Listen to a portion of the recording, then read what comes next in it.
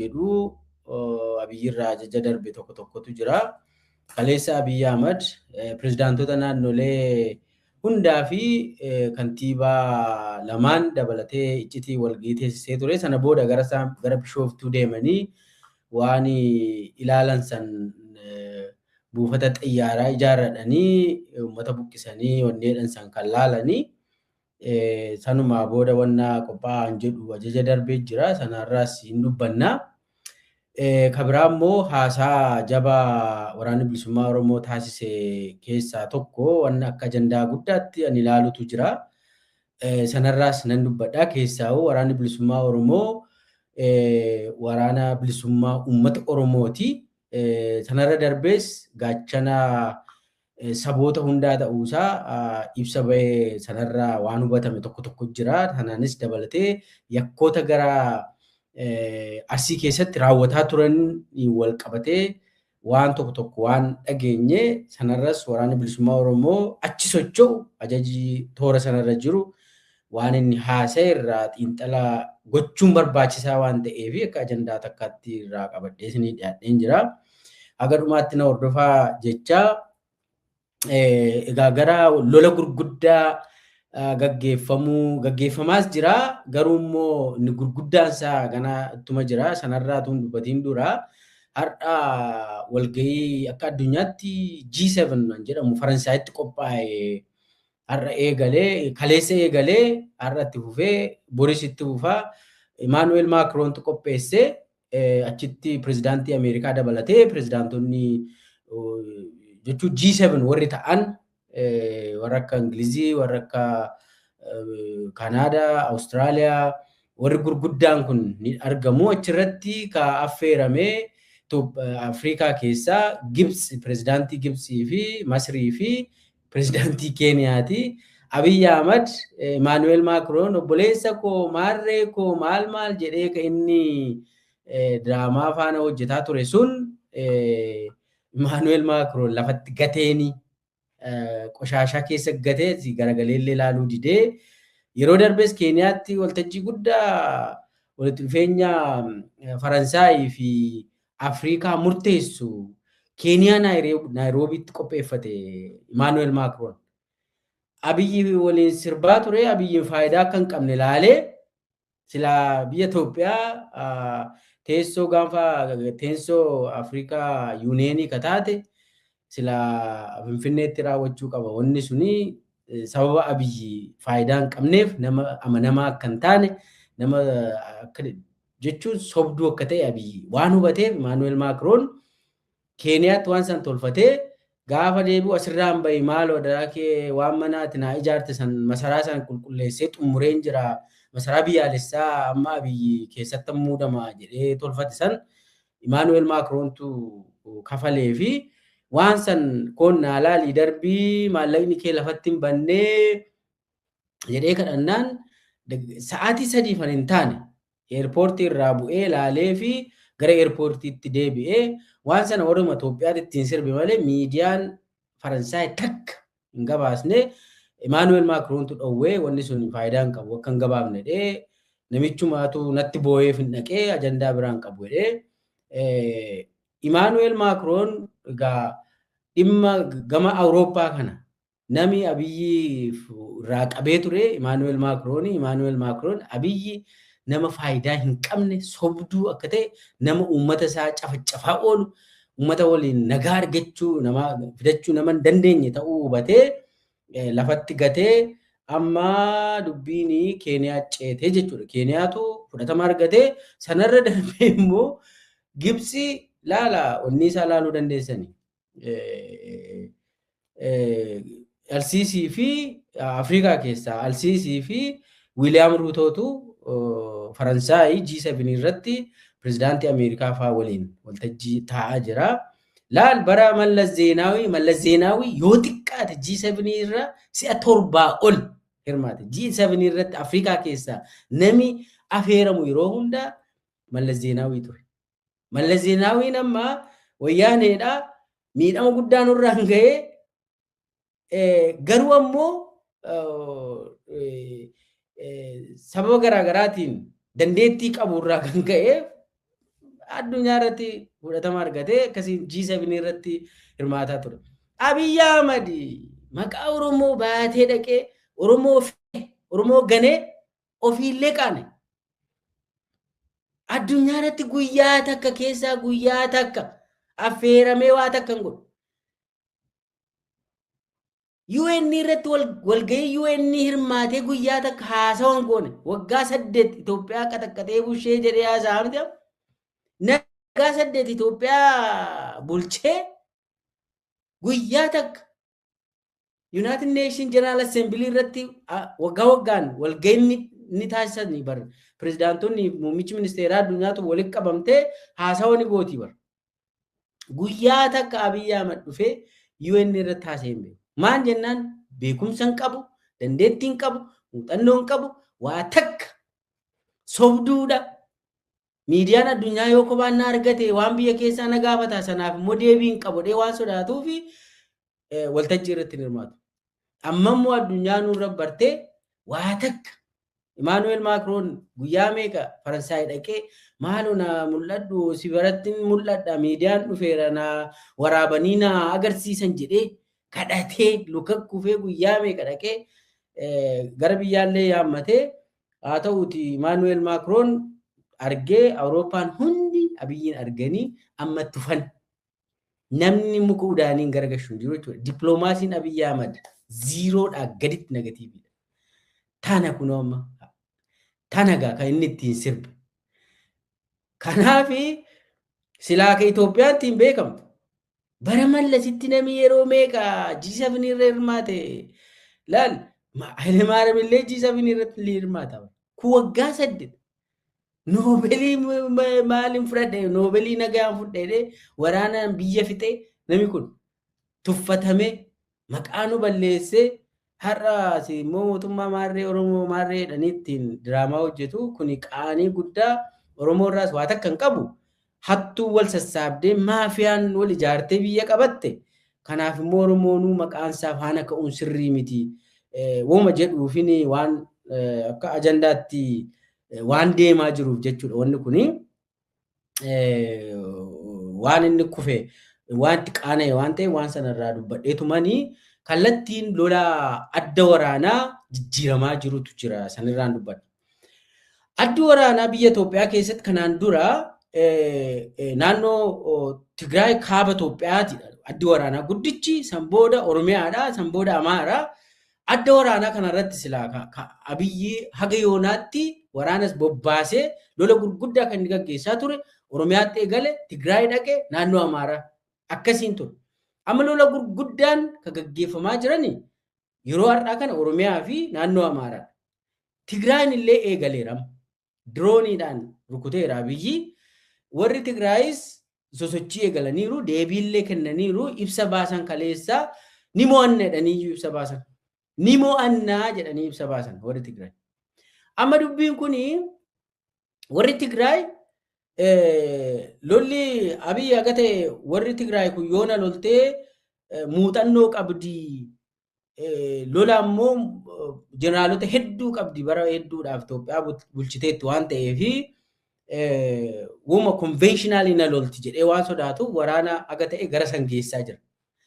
Jarri immoo maal godhanii lakkii nuyi warri Tigraay fedhiin isaanii Eertiraas dabalatee lolli naannoo Tigraay irratti akka ka'u barbaadan. Kuni tiyooriidhuma saayinsiidhumaa fi wannuma waraanaan wal qabatu. Nami daangaa ofii irratti lolan barbaadu. Warri Eertiraa akkasi. Isa Abiyyi ganda hundatti lola banu kana wallaalummaadhaan maayyimii waan ta'eef tana godhanni. Warri Eertiraa daangaa ofii irratti lola banuun barbaadan. Kanaaf maal godhaa jiru lolli guddaan gara lixaa irratti banamaa jira. Lixa Itoophiyaa irraan keessaa Beenshaangul Gumuz irraan Gaambeellaa irraan lolli gurguddaan addi gurguddaan achirraan eegalee jira already.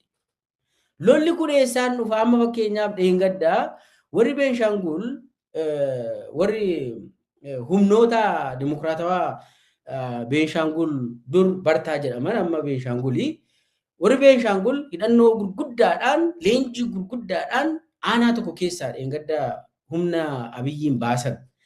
Humni Abiyyi gara Asoosaatti achas baqate. Laal amma gara Asoosaatiin gara Matakkal kana warri gumuz jiru. Humni gumuzis hidhannoodhaan jira, lolaa jiranillee. Humni warri Beenshaangul jedhamu dur Bartaa jedhamus hidhannoo guddaadhaan laal warri Beenshaangul kuni yookaan Bartaani harki caalu Sudaan keessa jiraatan, Sudaan kaabaa jechuudha. Harki kaanis Itoophiyaa keessa jiraatan. Uummata gamanaaf gamana deemanii jechuudha. Akkuma uummata keenya Booranaa gamana illee jiru, gamallee Keeniyaa keessa illee Booranni ni jira. Wal keessa yaa'an. Amma tanaaf amma gama keenyaan ijoolleen Oromoo Keeniyaa kaaballee ni dhaga Sololoo achi ol dhufteellee haga Finfinneetti sochooti ijoolleen Oromoo. Warrummaan gama Beenshaangulillee Sudaan ni dhaqanii Chirraan immoo achas deebi'an. Laal amma Sudaan faana Abiy wal dhabee jira. Maaliif jennaan Jaanjaawid Milishaa jedhamu ka yakka namummaa yakka sanyii duguuguu kana Daarfur keessatti gaggeessaa ture RSF jedhee of waama. Amma namicha Hammetti jedhamutu gaggeessaa gubbaan akka waliigalaatti UAE dha kan harkaasaa qabu. Akkuma Abiyyiin ajajan warri UAE gamasiin Sudaan keessaa immoo RSF kana ajajan. Abiy Ahmed RSF kana fidee leenjiidhaaf jecha bakka kennee fi Beenshaangul Gumuz keessatti leenjii waraanaa giddugala garaagaraa banee fi achitti gargaarsa gochaa fi ture. Loojistiksii adda addaa Itoophiyaa keessaan argata warri RSF. Kanaaf maaltu ta'uu jira? Mootummaan Sudaan inni SAF jedhamu kun Sudanese Armed Force ka jedhamu kun mootummaa Sudaanii inni maal godhuu jira? RSF kana Itoophiyaa irraa addaan kutee daangaa gara lixaa kanarra jiru keessaa'u Kurmuk bakka jedhamtuu fi naannawa san RSF kanarraa qulqulleessaa jira waraanni Sudaan. Amma maattu jira gara lixaa kanarraan daangaa sana Kurmuk irratti baatilfiildii guddaa kan taateef Kurmuk kuni istiraatiijikilii Kurmuk Itoophiyaa fi Kurmuk Sudaan jedhamu jira. Bakka kana yoo to'atte amma warri Sudaani Kurmuk Sudaan to'achuudhaaf. Warri Itoophiyaa keessaa immoo warra Beenshaangulidha warri karaa sanarraan aangoo qaban. Kanaaf amma Itoophiyaan du'ee badee daangaa sanarratti cichaa jira amma. Harkaadhaan deegadda. Maaltu ta'uu jira? Seenanii aanaa Shirqolleefaa keessaa xaraganii baasan makalaakaa Abiy kan. Amma sanarraa baqatanii maal godhu? Wanni Asoosaa dhaqanii komaandii isaanii Naqamtee irra ijaarratan. Gara lixaa irra jiru Naqamtee ta'eera amma komaandii seentarii. Komaandii seentarii kana durumaa kaasee Miraabizii Naqamtee irra ijaaruu barbaada ture Abiy. Ka amma Miraabiz sameen Miraabiz jedhamu ka Baardaar jiru ka Biraanuu Baqqalee hoogganu dabalatee garana dhufanii Naqamtee irratti ijaarratanii ka giddugalaallee ka Zawduu Balaay Izzii giddugalaa kana Zawduu Balaayitu hooggana Zawduu Balaay Amaaraa Izzii giddugalaa kana haga Wallaggaatti jechuudha. So jarri kun ta'anii Izzii baay'ee fidanii Naqamtee irra kaa'ana. Amma maaltu jira? Sodaa guddaa lixarraan jarri kun cabsee seenuu fi amma wanni bilchiginnaa keessatti haasa'amaa jiru humnoonni Beenshaangul kadheen gadda Shirqollee qabate ari'ee achi keessaa baase makalaakiyaan kabbaar masaaraa gurguddaa kan humna gurguddaa qawwee gurguddaa fayyadamaa ture. Makanaayizidii fayyadamaa ture Shirqollee aanaa Shirqollee keessatti. Kunan inni ta'ee fi warri bilchiginnaa akka haasa'aa jiranitti humni kuni humna Beenshaangul qofa miti. Humni hidhatee seene kuni humna biraadha. Warri Sudaan illee keessa jiru. Warri TDF armii 70 jedhamu tokkos ka Sudaan keessa jiru jira. Armii 70 warri jedhamu maqaa kana qaban humni TDF guddaan tokko Sudaan keessa hin jiru jira. Humni sun duraan gara Humaraa fi maarree kanaan seenuu barbaadaa jedhanii turan. Isan waan dhiisan fakkaata. Amma gara lixaatti sochoosanii gara sanaan isaantu seenaa jira. Kanaaf wanni humni asiin nu qabe kun humni kara Beenshaanguliin nu qabe kun Beenshaangul humna Beenshaangul warra humnoota Beenshaangul qofa tuun taane humni TDF armii 70 jedhamus achiin seeneera. Dheetu bilchiginnaa keessatti odeeffama. waraanni qawween warri Beenshaangul kun fayyadamee qawwee gurguddaa fayyadaman. Taaktikii waraanaa isaaniillee akka addaatti kan dhufe. Humni bilisiginnaa saffisa guddaan baqatee ba'ichi keessaa rukutame. Uummataan illee gadhiisaa nuti makaanaayizdi fayyadamnadhanii keessaa baasanii haa ta'uuti baay'ee baqataniiru warri bilisiginnaa kun. Baqatanii gara Naqamteetti. Walgahii isaan amma Naqamteetti taa'anii nama dhibaa yuunivarsiitii Wallaggaa keessatti taa'an. Warri makalaakiyaa. Yuunivarsiitii Wallaggaa keessatti walgahii taa'anii kana booda tarkaan waan istirateejii waraanaa fayyadamuu danda'an humni kun yoo dhufe garamiin seenuu danda'an jedhu. Sodaa warri bilisiginnaa qabu tokkoffaa Shaabiyaan achiin nutti eegaluu isaa hin oolle. Sudaan akkasiini. TPLFin illee akkasii. Kara lixaa kanaan wanni humni akkasiin dhiibee deemaa jiru salphaa miti. Kanaafi buufanni keenya Baardaarii fi Naqamtee irra ta'ee ittisuudhuma qabna kanaan jedhu marii godhan. Yuunivarsiitii Wallaggaa keessatti walgahiin makalaakiyaan taa'u balaa guddaa qaba. Yuunivarsiitiin uummataati. Uummata nagaatti achitti barata. Gaafa yuunivarsiitii keessatti walgahii taa'uu jalqabdu taargeetii taa'aa jechuudha yuunivarsiitiin kun. Abiyyi maal godhaa jira? Yuunivarsiitii Wallaggaa hosteejii godhaa jira Abiyyi. Hosteejii. Gaafa dhaqee achi keessatti makalaakiyaa walgahii taa'uu yoo qaamni hidhate makalaakiyaa dha'uudhaan waa darbate yuunivarsiitii uummataa gubuudhaa deemuu jechuudha Abiyyi. Diraamaa akkasii hojjeta Abiyyi bakka hundatti. Lafa masgiidaa dhaabbatanii dhukaasu. Amma lafa masgiidaa dhaabattee gaafa dhukaastu warri waraanni bilisiginnaa kuni ajajuma warra yakka guddaadha. Namni gara masgiidaa yookaan baskaanaatti yoo dhukaase rakkoo uumtaa jechuudha. Kana akka wanni itti fayyadaman qabeenya uummataa akka gaachanaatti fayyadamuun yakka waraanaati. Siviiliyaan faasiliitii kanaa amma seeronni waraana bulchan faayidaa uummataatiin wanni oolu qabeenyi uummataa hospitaalonni fi yuunivarsiitiin waraanaaf ooluu hin qaban. Eerpoortiin mataansaa waraanaaf ooluu hin qabu. Xayyaarri uummata nagaa fe'ee deemu waraana fe'ee deemuu hin danda'u. Seera addunyaatu akkasidha. Seera waraanaatu akkasidha. Abiyyi seerota kana caccabsuudhaan yakka waraanaa raawwataa jira jechuudha. Seerota kana yoo cabsite yakka waraanaa raawwatta. Xayyaara nama nagaa fe'uun waraana yoo feete yakka waraanaati. Yuunivarsiitii uummataa keessatti waltajjii yoo geggeesse waraanni yakka waraanaati.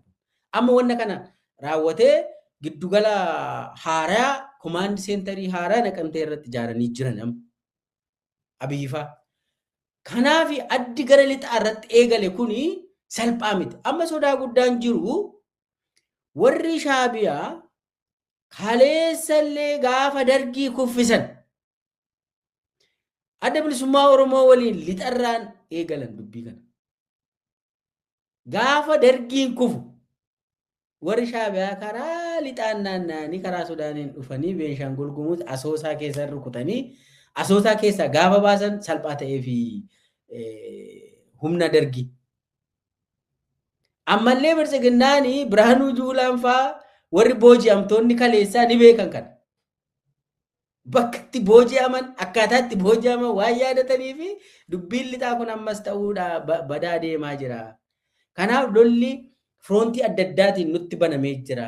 Firoontii isa kamirraan humni guddaan nutti dhufaan jedhu sodaatu jira. Sababa kanaatiin addi lixarraallee adda salphaa miti. Adda gurguddaa achirraan eegalee jira jedhu. Waraanni kaabaa kana keessatti gaa waraanni Abiyyi hiramuun isaan ammayyuu hiramee jira. Ganda Oromiyaa keessa ganda Amaara keessatti hiramee jira waraanni Abiyyi. Abiyyi amma humna qilleensaa kanaan dhaadata. Humni qilleensaa faayidaa hin qabu. Ajaja waraanaa wayii yoo argatte ajjeesuurraa kan hafe waraana baay'ee siin fixu humni qilleensaa. Diroonii atettullee ganna keessa badaa siin fayyadu.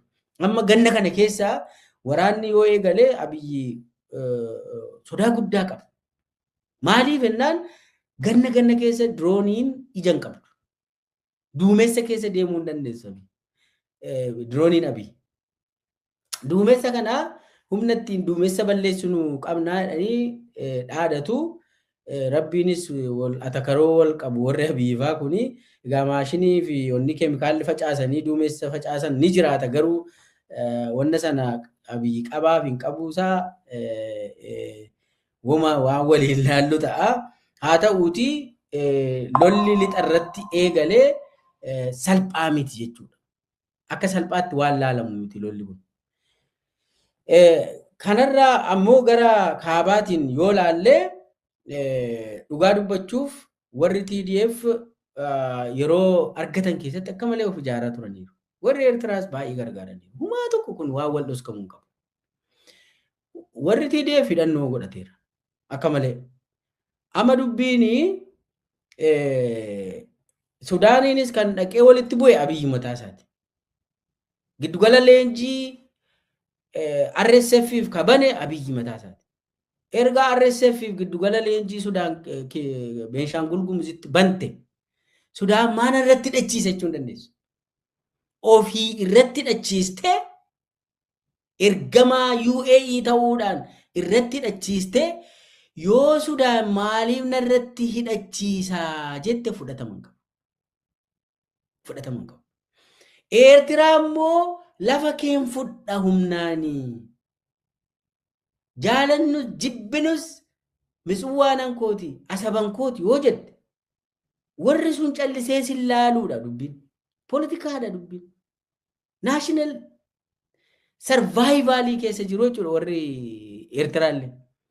Yoo amma lolanne malee booda nu balleessiti warri kun jedhanii yaadaniiru. Kanaafuu Shaabiyaan lafaa ka'ee miti kan inni humna kan deeggaru. Yoo deeggaraa jira ta'ee nan dhibu jechuudha. Ofii kee kaleessa Shaabiyaa affeertee lammilee Tigraay cafaccabsiistee har'a ammoo gaafa ati Shaabiyaa waliin wal dhabdu warri TPLF baduu keenyarra gamasiin waa laallanna yoo jedhan nan dhibuna. Nan dhibu kun poolitikaa keessatti atis taphatteetta jarri sin taphatu jechuudha. Atis ni affeertee jarri immoo achi deeggarsa gaafatanii jechuudha. Kanaaf wanni gaafati RSF warra Jaanjaawud milishaa Sudaan keessaa fiddee Asoosaa fi naannoo Beenshaangul Gumuzitti leenjiftu warri Sudaan calliseen na laalatte eeguun hin danda'amu. Ofii keetii waan hin taane keessa galtee jechuudha. Kanaaf warri Asmaraas dhimma ajandaa biyyoolessa isaaniif jecha TDF hidhachiisuun isaanii oolu. Kuni waanuma beekamaadha. Amma Abiyyi jaarsummaa kana fuudhee gara Maqaleetti kan inni erguu fi Eertiraa fi TPLF addaan nan baasaa laataadha. Kaayyoonsa. Eertiraa fi warra TPLF adda baasee san booda tokko rukutuu nan danda'a laataadha dubbiinsa. San jaratu wal beeka. Jaratu wal guddise. Wayyaaneen Abiyyiin guddise Abiyyi immoo ilma isaanii tanii jedheera. Biraanuunfaas mirkonyoota wayyaaneeti jarri wal beekan achumatti. Kanaaf diraamaa achitti hojjetan san laaluun barbaachisaadha. Kanaaf wanni gama kaabaatti ta'aa jiru waan wanni ta'uudha deemu fakkaata. Garuu ammoo akka ilaalcha kootti Abiyyi sodaateera. Abiyyi sodaatee fincaanaaf keessatti fixateetu jaarsummaa Obasanjo bilbilee ofuma isaa waamee dhaqinarraa dhaqii itti dubbadhu jedheen. Booda gara wadda baafnu qoy ka Afrikaa Yuuneenii kanaanis nan dubbadha namicha Jibuutii kanaanis jedheetu Obasanjoon wanni waam kana jennaan namichi Jibuutii sun immoo lakkii namni Taanzaaniyaa sun haa ta'u Jaakaa Kikwete haa ta'u naa lakkin ta'u jedhanii jaarsa kana ergan. Abiyyiitti ergate sodaate. Amma wanni jiru Abiyyi sodaa guddaa ganna kana keessa naa dhumachuu danda'an jedhu sodaa guddaa keessa galee jira. Amma waraanni bilisummaa Oromoo xiyyeeffannaan isaa naannoo Finfinnee ta'ee jira. Waraanni bilisummaa Oromoo daarii irra miti amma kan inni lolaa jiru. Amma lolli gurguddaan eessatti gaggeeffamaa jira. Shawaa Kaaba, Shawaa Lixaa, Arsii, Shawaa Bahaa kana keessatti gaggeeffamaa jira. Shawaa Kibba Lixaa. Waraanni bilisummaa Oromoo gara Finfinneetti hudhee qabaa jira jechuudha. Amma dheengaddaa waraanni bilisummaa Oromoo daandii hawaasaa Finfinnee cufu. Nama ofirra deebi'e gale. Hawaasaallee deemtee nagaan galuu hin dandeessu siin jechaa jira. Xiqqoo turee gibira sassaabuu danda'a jechuudha waraanni bilisummaa Oromoo. Daandii sana irratti toolii kafalaa jechuu danda'a uummataan. Konkolaataadhaan kafaltii jechuun naannoo sana yoo to'ate nageenya naannoo sana anatu eega yoo jedhee zan gibira sassaabuu danda'a baasuu. Gaafasi maa gibira sassaabee jechuun hin danda'amu. Abiyyi sirna hattuu walitti sassaabeetu uummatarraa karaa seeraan illee miti gibira kan sassaabu Abiyyi. Hattoota walitti sassaabee kabara dhufuufaa gibira baranarraa fuudhu bare Abiyyifa. Finfinnee keessatti nama gaafadhaa. Gibira bara dhufuu barana kafalisiin jedhan. Ka humnaa olii sitti fe'anii kafalisiin jedhan. Maasinii jechuu fi amma karoora wobo'an hin beeku. Haa ta'uuti naannoo to'ate keessatti namni gibira mootummaadhaan akka hin kafalle gibirri gara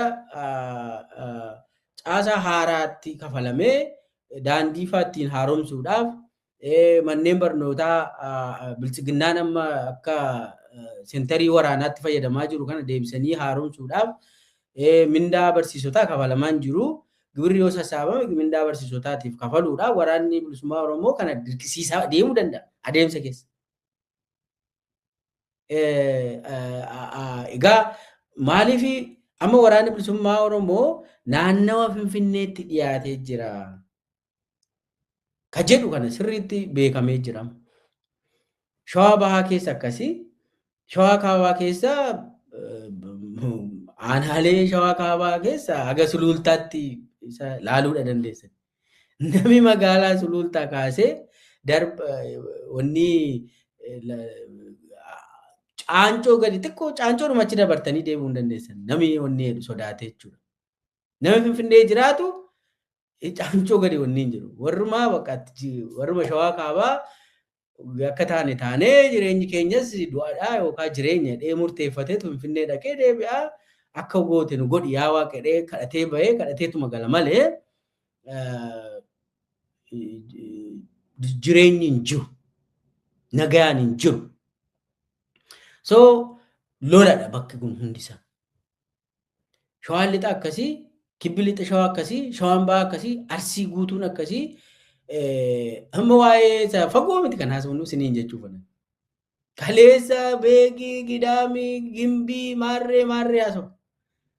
Gullisoo, maarree, achi horra guduruu, coomman, fincaa qabatan waan akkasii taasifama. Amma waa'een suni amma namoonni as Finfinnee jalatti haasa'uu eegaleera dubbii. Raadiyeesii kiiloomeetira 150 keessatti gabaasama. Adaa bargaa fi shukuteetu haasa'ama. Ana garba gurraachaa fi kuyyuu haasa'ama. Sulultaa fi haga kunoo Adaamaa jalatti haasa'ama. Kana maalan sinii kan maaliif hin kaasee waraana bilisummaa Oromoo akka alaalaallutti jechuudha. Kun akka alaa xiinxallutti sosochii waraana isaa gara gidduutti fidee jira jechuudha. Giddugalatti dhiyeessee jira jechuudha. Giddugala biyyattii keessatti fidee jira jechuudha. Periferii irraa gara senteriitti fidee jechuudha waraana. Kuni Abiyyiin easily waan qaanessuudha jechuudha. Abiyyi walgahii guddaa Adaamaaf hawaasaatti taa'uu dadhabaa jira. Waraana hamma fedhe kaa'ee sodaa keessa galaa jira. Abiyyi. Jechuun amma waraana gurguddaa kaa'aniituma walgahii taa'u malee Adaamaa keessa akka duratti namni bilisa ta'ee walgahii gaggeessee caasaa yaamee akka barbaade fataayiidhaa hin jiru. Yoo dhufe sa'aatii meeqatti akka galuu qabu, ciisuu qabu, hoteela kam akka hin bulle, hoteela kam akka bulu tokko lamaan kanatu jira amma. Kanaaf waraanni gara gidduutti deebi'ee jira. Gama waraana bilisummaa Oromootiin an jedhudha. Gama biraatiin immoo warri faannoollee lola isaanii gara shawaatti achas deebisaa jiru. Shawaa kaabaa naannoo shawaa kaabaa yeroo jennu naannoon Amaaraa shawaa kaabaa qaba. Shawaa kaabaa Oromiyaa fi shawaa kaabaa naannoo Amaaraa jira. Shawaa kaabaa naannoo Amaaraatti achas deebisee haga Minjaaritti warri faannoollee socho'uutti jira. Jarri illee laalee gara giddu galaatti achas waan foqoqaa jiru fakkaata. Laali. Lolli gurguddaan fagootti gaggeeffamaa ture amma gara gidduutti achas dhufaa jira jechuudha. Gara gidduutti achas harkifamaa jira jechuudha. Kuni Abiyyiif mardoodha. Kanaaf hidhannee Abiyyi yeroo hundumaa gabba'ee faannoo fi waboon tokko ta'anii natti maaloo ta'anii warri tokko ta'uu hin dandeenye akkas ta'anii kaleessa faannoo fe'atee kan ittiin Tigraay weerare Abiyyi miti. Nurratti illee Oromiyaa keessatti faannoo ofii ijaaree haga har'aatitti ilmaan Oromoo kan itti taphataa jiru Abiyyi miti. Shanee ofii ijaaree uummata Oromoos uummata Amaaraallee uummata Ortodoksiillee kan ittiin fixu Abiyyi miti. Gaafa jechuun inni itti fayyadama. Warri kaan immoo walitti akka hin dubbannedha.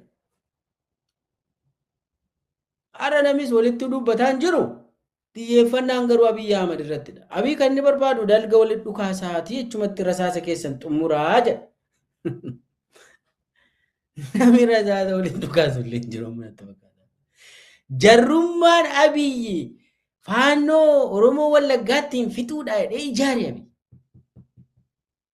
Faannoo Wallagga keessatti ijaaranii Oromoo Wallaggaa kana morma muruudhaa kaasee haga jireenya isaa duguugan jarrummaan Abiyyiin gane Abiyyitti garagale. Abiyyitti garagalee amma Makalaakiyaan Abiyyi amma isa qofa miti dhiisame. Makalaakiyaan Abiyyi hundi isaa diiggataa jira. Hundi isaa lammii Amaaraa kan ta'e gara faannootti galaa jira. Akka jiru. Ijoolleen Oromoos keessaa kan mataan naanna'ee fi kan sirriitti hubatti gara wobootti nam'aa jirti. Amma dhiyoo tana koloneela tokko ka naannoo gara Giddaa Ayyaanaatti koloneela Abiyyi tokko ka du'e. Dhiyoo tana gareen koloneela kana ajjeesee koloneelli kuni kan inni ajjeefame diraamaadhuma warri Abiyyi tolcheen. Diraamaadhuma achi keessatti waraana Abiyyi keessatti diraamaa ta'eenidha kan namni kun du'e. Wanni yaadamee ture waan nama dhibu koloneelli kunii fi qanaa yaadatee hundi keessan ni beektu. Akka dhiyoo kanaatti bulchiinsaaf nageenya Oromiyaa illee tureera, Makalaakiyaa ministeerii illee tureera, dabballee duriiti qanaa yaadatee. Qanaa yaadatee kana wareeguu barbaadanii turanii Abiyyi fa'a. Humni achi jiru sun akka inni qanaas jeneraala koloneela sanas ajjeesu barbaadamee ture ajajichi. Amma gaafa deeman qanaa yaadatee Giddaa Ayyaanaa irrattidha kan inni filannoo bilchiginnaadhaaf dhaqe. Guyyaa tokko haa dhaqu jedhanii dhaqaa jedhanii konkolaataa tokkoon deeman koloneela kana faana. Achi dhaqanii waan duula na filadhaa isaa ta'u achuma dhaqee akka deebi'uuf ture. Dubbiinsa akka inni wareegamuuf ture. Koloneelli du'u suni Amaara. Qanaa yaadatee Oromoodha. Lamaan isaanii akka isaan bakka sanatti wareegaman barbaadameetu ture kan isaan achi erganiif. Haa ta'uu qanaa kana rabbumatu gara ofii harkarra qabe natti fakkaata. Gaafa achi deebi'an konkolaataa kabiraa keessa seene qanaa yaadate. Ka koloneela sanaa kophaatti jira. Isa keessaa bahee konkolaataa biraa keessa seenee boodarra dhufaa Qanaa yaadate. Warri wanni kana marrajaan gubbaa kennamee fi amma achitti haleelaa jedhamee gaafa walitti qabanii guban Qanaan keessa hin jiru. Koloneelli kun keessuma jira. Bakkuma durii san ta'a. Koloneelli kun hin wareegame. Qanaan hin dhufne duubarra jira. Akkasiin dubbiin kun akkas ta'ee Qanaan achi akkuma ta'e bahee Naqamtee galee Naqamtee guyyaa lama hoteela keessatti hadoodee guyyaa lama dhugaan seenee akkuma ta'etti onni godhanii baatanii Finfinneen baasanii Qanaa yaadate. Ergasii badaa'uu fi onni hin jedhu. Kanaaf wal beeknaa yaa'u nama ergamuudha. Homaa gochuu hin danda'u. Garuu wareeguu barbaadee ture Abiyyi. Qanaan baga baate jechuu barbaanna. So wanni jechuu barbaadu Abiyyi diraamaa ofii uummata keenyattiin balleessuuf jedhee ijaaree jarrummaanuu itti garagalanii uummata keenya fichisiisaa ture. Amma immoo ittuma jarruu achisitti garagalee jira. Isiniin jechuu fi amma waraanni bilisummaa Oromoo guutummaa guutuutti gara gidduutti deebi'ee jira. Warri faannoollee gara gidduu biyyattiitti fuulleffatee jira.